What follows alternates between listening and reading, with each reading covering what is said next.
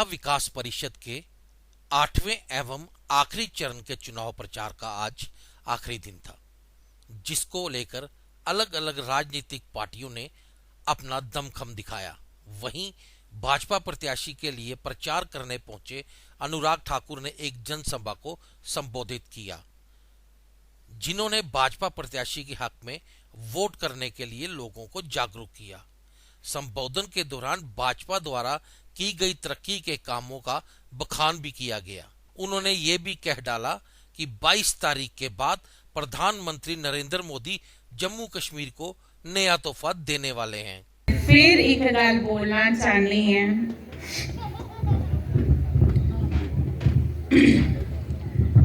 जिंदगी ऐसी जियो कि पहचान बन जाए, कदम ऐसे चलो कि निशान बन जाए। यूं तो जिंदगी सब काट लेते हैं, जिंदगी ऐसे चलो कि हमारे गांव वालों की भी पहचान बन जाए। यहाँ की जनता को एक चीज तो तय करनी पड़ेगी कि ये जो बाहर वालों का हजूम, इसमें ताकत है कि स्थानीय लोगों ने जिन्होंने वोट डालने उनमें ताकत है।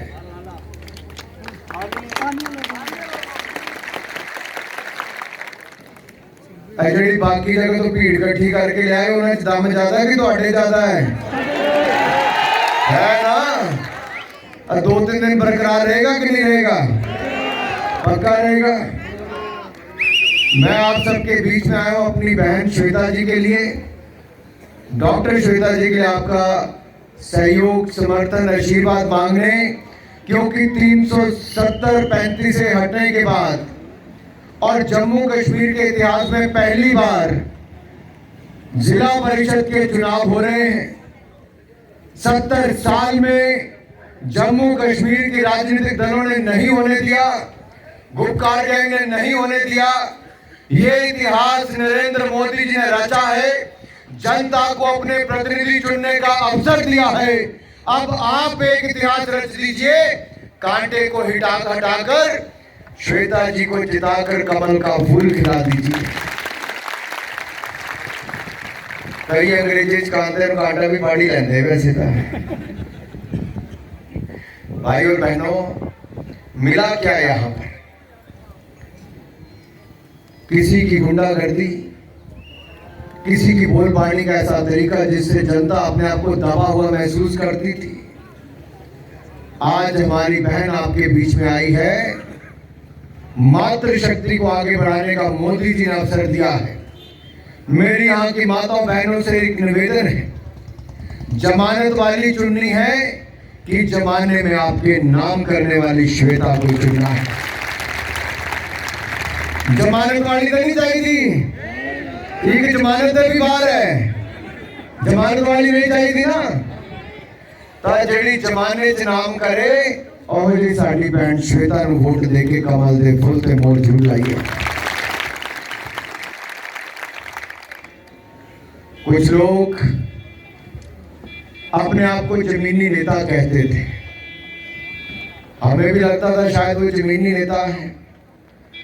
उनकी जमीन भी खिसक गई क्योंकि लोग उनके साथ नहीं रहे, और जिन जमीनों पर उन्होंने कब्जा किया है, आज इस मंच से कहकर जा रहा हूं, जिस जमीन पर, सरकारी जमीन पर आपके यहाँ के पूर्व नेता ने कब्जा किया है, उससे कब्जे वाली जमीन को भी खाली कराने का पूरा काम करेंगे।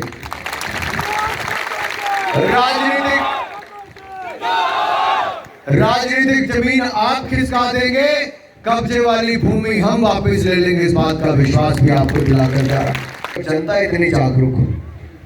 तो एक मैं पूछना चाहता हूं, आपके यहाँ के पूर्व सांसद ने 2-2 बार सांसद रहे, कोई बड़ा प्रोजेक्ट आपके लिए लेकर आए?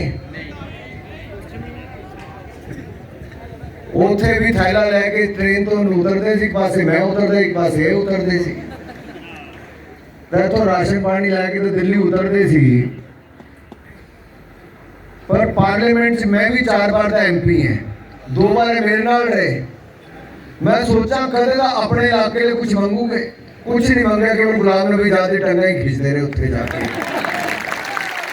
वो पहले एडे लंबे थे, और लंबे हो गए। इन्हें खाता नहीं बदया।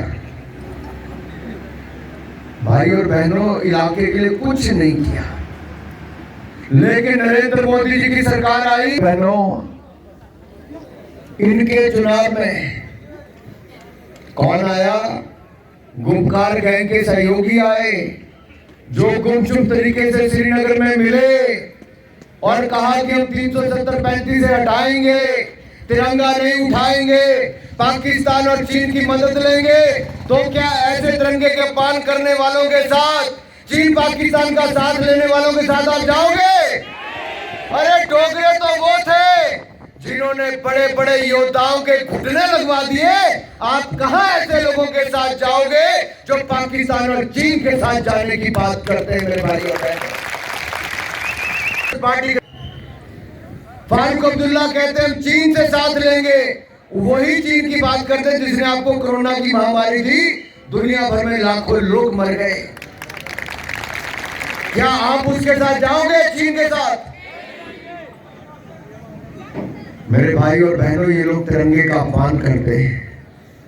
मैं तो यही कहूंगा, तिरंगा की वो ताकत है कि 130 करोड़ हिंदुस्तानियों को एक सूत्र में पिरोने का काम तिरंगा झंडा करता है। मैं देख रहा हूं कैसे युवा नेतृत्व उभर कर आ रहा है। डॉक्टर श्वेता जी ने जब यहाँ पर भाषण दिया तो ऐसा लगा जैसे हमें एक नई युवा नेता मिली है, मातृशक्ति को आगे बढ़ने का अवसर मिला है।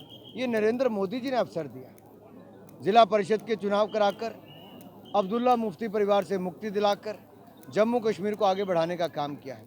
वर्षों तक यहाँ पर अपनी दबंगई करके जो राजनीति करते थे, आज मातृशक्ति उस दबंगई वालों को उखाड़ फेंकेगी। ये दिखता है क्योंकि उनके प्यार में उनके भाषण में एक अपनापन दिखता है, प्यार दिखता है, कुछ करने की भावना दिखती है।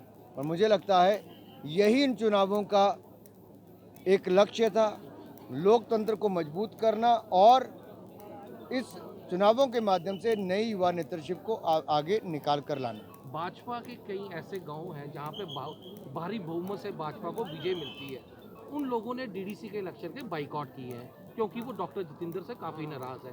तो क्या कहना है आपका, क्यों भाजपा ने उन लोगों को नहीं समझाया कि वोट जो है वो डालना चाहिए? मैं एक ही निवेदन सबसे करना चाहता हूँ, लोकतंत्र में नाराज होकर काम नहीं चलेगा। ये चुनाव मोदी जी का है, नरेंद्र मोदी जी के लिए वोट करना है, नई युवा पीढ़ी को आगे बढ़ाने का काम करना है।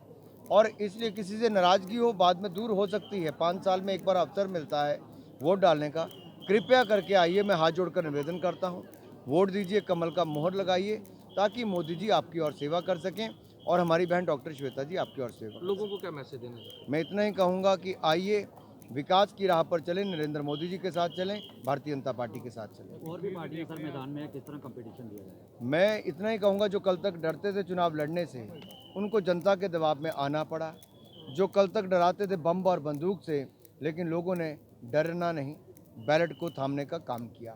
ये अपने आप में दिखाता है कि जम्मू कश्मीर की जनता जनतंत्र को मजबूत कर रही है और जो लोग डराने का काम करती थी उनको बाहर का रास्ता दिखा रही है। देखिए, कश्मीर में नहीं तो 5-7% पे ही लोग पंचायतें बना लेते थे, अभी MLA का चुनाव हो जाता था। लेकिन इस बार लोगों ने बढ़ चढ़ कर वोट किया है। इससे पता चला है कि गुपकार गैंग ने जो डराने का काम किया, लोग डरे नहीं, आगे बढ़े। लाल सिंह कह रहे हैं कि भाजपा में अगर दम है तो मेरी सरकारी ज़मीन निकाल के दिखा दे। ये भाजपा को कुछ करने की जरूरत नहीं पड़ेगी। ये जो CBI इंक्वायरी और बाकी सब जांचें चल रही हैं, ये सब अपने आप उस तक पहुंचेंगी कि ज़मीन भी वापस लेंगी और साथ साथ में और भी बहुत कुछ भुगतना पड़ेगा। जिन भाजपा नेताओं के लैंड स्कैम में नाम आए हैं, कब तक कार्रवाई होगी? अगर किसी का भी नाम आया होगा तो उसके ऊपर कार्रवाई जरूर होनी चाहिए। अगर नाम नहीं आया है तो बिना बात से भाजपा को बदनाम नहीं करना चाहिए। कठुआ से alert India news bureau report.